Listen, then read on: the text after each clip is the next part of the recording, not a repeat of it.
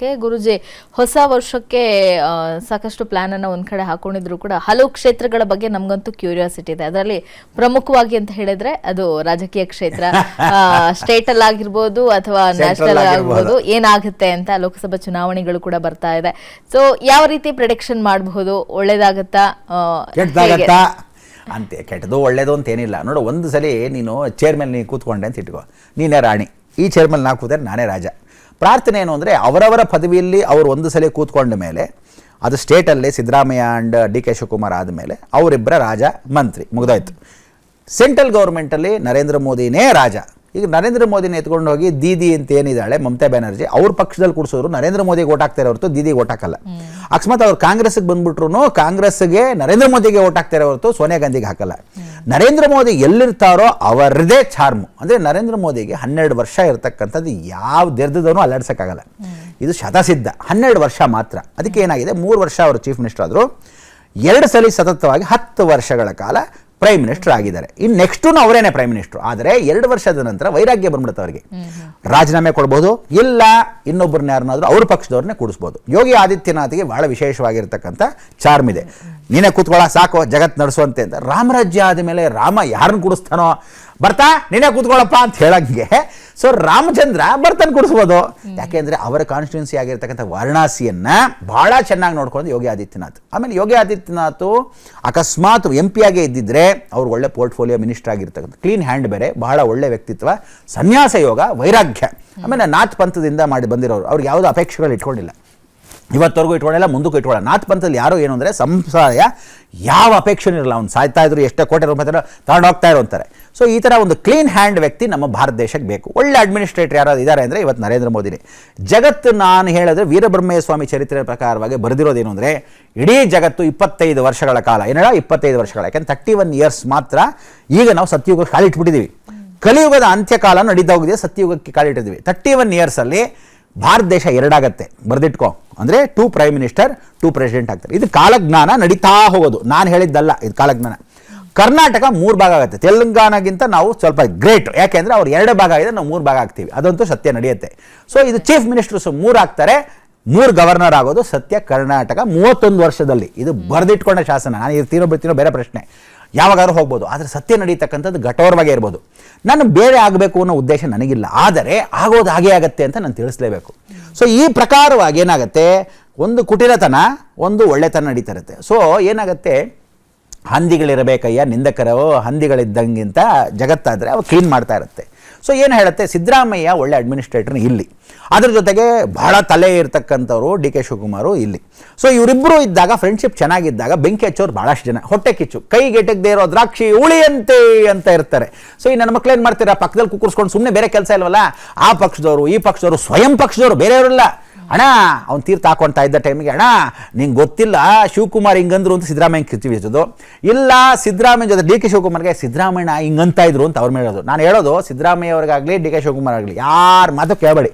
ಯಾವನಾಗ ನೀವಿಬ್ಬರು ಚೆನ್ನಾಗಿರಿ, ರಾಜ್ಯದಲ್ಲಿ ಆಲ್ರೆಡಿ ಆಗೋಗಿದ್ದೀರ, ಮುಂದೆ ನಡೆಸ್ಕೊಂಡು ಹೋಗಿ. ಜನಗಳನ್ನ ನೀವು ಇದ್ದಾಗ ನಿಮ್ಮನ್ನು ಜನ ಅಪೇಕ್ಷೆ ಪಟ್ಟು ಇಷ್ಟಪಟ್ಟಿದ್ದಾರೆ. ನಿಮ್ಮಿಬ್ಬರಿಗೋಸ್ಕರ ಮಾಡಿರೋದು, ಇಲ್ಲೂ ಅಷ್ಟೇ ಸಿದ್ದರಾಮಯ್ಯ ಡಿ ಕೆ ಶಿವಕುಮಾರ್ಗೋಸ್ಕರನೇ ಮಾಡಿರೋದು, ಬೇರೆಯವನಿಗೋಸ್ಕರ ಅಲ್ಲ. ಇಲ್ಲಿ ಯಾವ ದೆರ್ದವನಿಗೋಸ್ಕರ ಮಾಡಿಲ್ಲ. ಅಲ್ಲಿ ಮೋದಿ ಹೆಂಗೆ ಚಾರ್ಮೋ, ಇವರಿಬ್ಬರೇ ಇಲ್ಲಿ ಚಾರ್ಮು, ಬರೆದಿಟ್ಕೊಂಬಿಡು. ಯಾಕಂದರೆ ಇಷ್ಟು ವರ್ಷ ಆದಮೇಲೆ ಅವ್ರನ್ನ ಆರಿಸ್ಕೊಂಡಿದ್ದಾರೆ ಅಂದರೆ, not for Sonia Gandhi or Rahul Gandhi, it is only for Siddaramaiah and D K Shivakumar.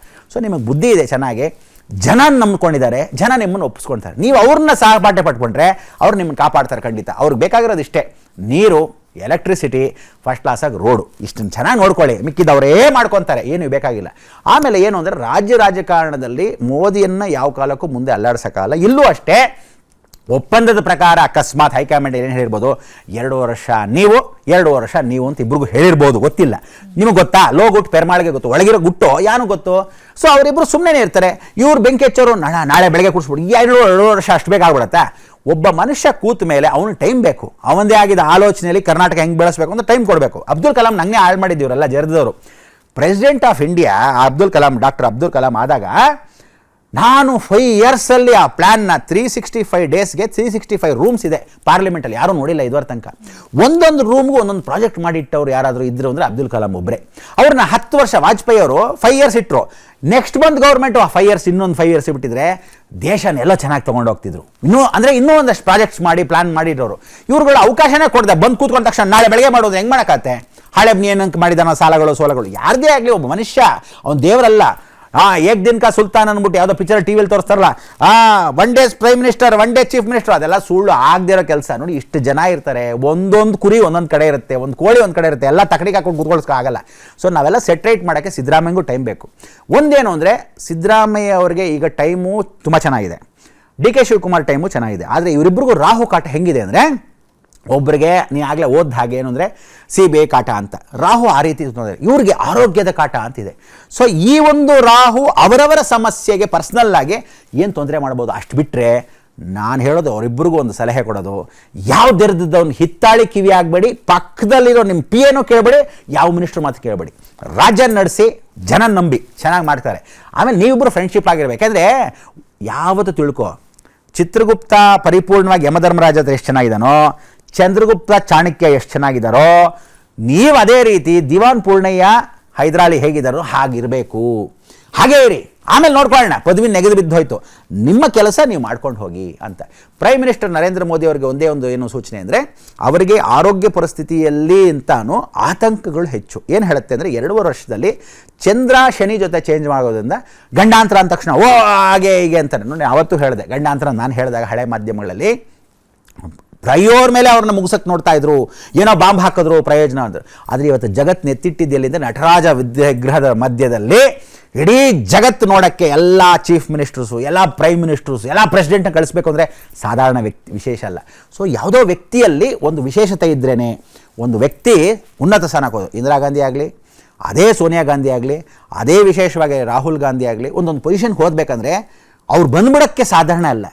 Vajpayee ಅವ್ರು ಮಾಡಿರೋದು ಯಾರೂ ಮಾಡಿಲ್ಲ. ಅಡ್ವಾಣಿ ಅವ್ರ ರಥಯಾತ್ರೆ ಅವತ್ತು ಮಾಡಿದ್ದಕ್ಕೆ ಇವತ್ತು ನಾನು ಒಂದೇನದು BJP ಬೇಜಾರು ಅಂದರೆ, ಅಡ್ವಾಣಿ ಅವ್ರನ್ನ ತಾತ್ಸಾರ ಮಾಡಿಬಿಟ್ರು ಪ್ರೆಸಿಡೆಂಟ್ ಮಾಡಿಸಿ ಕೂರಿಸ್ಬೋದಾಗಿತ್ತು. ಗಂಟೆನೂ ಹೋಗ್ತಿರಲಿಲ್ಲ ಇವತ್ತು ತಾತ ಮನೆ ಗಂಟೆ. ಪಾಪ ಕೂತ್ಕೊಂಡಿರೋರು ಎಲ್ಲೋ ಹೆಬ್ಬೆಟ್ಟೋ ಒಂದು ಸ್ಟ್ಯಾಂಪೋ ಎಲ್ಲ ಕೂಡಿಸಿರೋರು, ಅವ್ರನ್ನ ಕೂಡಿಸಿದ್ರೆ ಒಂದು ಸಂತೋಷ, ಒಂದು ಹಿರಿಯ ವ್ಯಕ್ತಿ ಅಂತ. ನೋಡಿ, ಅವರೆಲ್ಲ ಕಟ್ಟಿದ್ದಕ್ಕೆ ಇವತ್ತು ನೀವೆಲ್ಲ ಕುಕ್ಕಿಸ್ಕೊಂಡಿರೋದು. ಏನೋ ವೈಯಕ್ತಿಕ ದ್ವೇಷಗಳನ್ನ ಮಾಡ್ಕೊಂಡು ಮಾಡಬೇಡಿ. ಆಮೇಲೆ ಪಕ್ಷ ಒಂದು ಸರಿ ಪ್ರೆಸಿಡೆಂಟ್ ಆಗೋದ್ಮೇಲೆ, ಒಂದು ಸರಿ ಚೀಫ್ ಮಿನಿಸ್ಟರ್ ಆಗೋದ್ಮೇಲೆ, ಒಂದು ಸರಿ ಪ್ರೈಮ್ ಮಿನಿಸ್ಟರ್ ಆದಮೇಲೆ ನೀವೆಲ್ಲ ಬಾಯಿ ಮುಚ್ಕೊಂಡು ಕುಕ್ಕಿಸ್ಕೊಳ್ಳಿ. ಯಾರನ್ನಾದರೂ ಒಂದು ಅಡ್ಮಿನಿಸ್ಟ್ರೇಷನ್ ಮೇಲೆ ಕೂರಿಸಿದಾಗ ಅವ್ನ ಮಾತು ಕೇಳಬೇಕು. ಸೊ ಇದು ರಾಜಕೀಯದ ವಿಚಾರ. ಇಷ್ಟು ಬಿಟ್ಟರೆ ನನಗೆ ಯಾರೂ ಸೂಟ್ ಕೇಸ್ ಕೊಟ್ಟಿಲ್ಲ, ಅಥವಾ ಇವರಿಬ್ಬರನ್ನ ಹೊಗಳು ಅಂತ ಯಾವ ಮಾಧ್ಯಮ ನನ್ನ ಕತೆ ಹೇಳಿಲ್ಲ.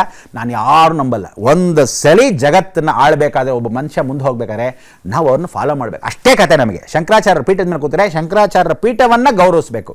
ಸೊ ನಮಗೆ ಸಮಯ ಇಷ್ಟ ಆಗ್ತಾ ಬಂದಾಗಿಂದ ಕಾಲಾಯ ತಸ್ಮೇ ನಮ್ಮಂತ ಇವತ್ತು ಹೊಸ ವರ್ಷಕ್ಕೆ ತಮಗೆಲ್ಲರಿಗೂ ಆರೋಗ್ಯ ಪರಿವರ್ತನೆ ಸ್ವರೂಪವಾಗಿ ಎಲ್ರಿಗೂ ಈ ಹೊಸ ವರ್ಷ ನಿಮ್ಮ ಕ್ಯಾಲೆಂಡರ್ ವರ್ಷಕ್ಕೆ ಶುಭವಾಗಿ ಆಗ್ತಾ, ಜನಗಳು ಯಾರು ಇವತ್ತು ಬಂದಿದ್ದವರು ಬಂದಿಲ್ಲದಿರೋರು ಯಾರ್ಯಾರು ಮಾಧ್ಯಮ ಮುಖಾಂತರ ಬಂದಿದ್ದು ತಮಗೆಲ್ಲ ಮತ್ತೊಮ್ಮೆ ಶುಭಾಶಯಗಳು ಹೇಳ್ತಾ, ಆರೋಗ್ಯ ಪರಿಸ್ಥಿತಿಗಿಂತ ಇನ್ನು ದೇಹ ಪರಿಸ್ಥಿತಿ ಗೊತ್ತಾ, ಆರ್ಥಿಕ ಪರಿಸ್ಥಿತಿ ಇಂಪಾರ್ಟೆಂಟು, ಆರೋಗ್ಯ ಪರಿಸ್ಥಿತಿ ಇಂಪಾರ್ಟೆಂಟು. ನಿಮಗೆಲ್ಲರಿಗೂ ಭಗವಂತ ಆಯುರಾರೋಗ್ಯ ಕೊಟ್ಟು ಕಾಪಾಡಲಿ ಮುಖಾಂತರ ಹೇಳ್ತಾ ನಮ್ಮ ಈ ಕಾರ್ಯಕ್ರಮದ ವಿರಾಮ ತಗೊಳ್ಳೋಕ್ಕೆ ಅವಕಾಶವಾಗುತ್ತೋ, ಸಮಾಪ್ತಿಯನ್ನು ಮಾಡಿಕೊಳ್ಳೋ ಅವಕಾಶ ಬಂದ್ಬಿಡುತ್ತೆ. ಅದರಿಂದ ತಮ್ಮೆಲ್ಲರಿಗೂ ವಿಶೇಷವಾಗಿ ಹೇಳಿ ನೋಡೋಣ, ಲೋಕ ಸಮಸ್ತ ಸುಖಿನೋ ಭವಂತೋ, ಸನ್ಮಂಗಳ.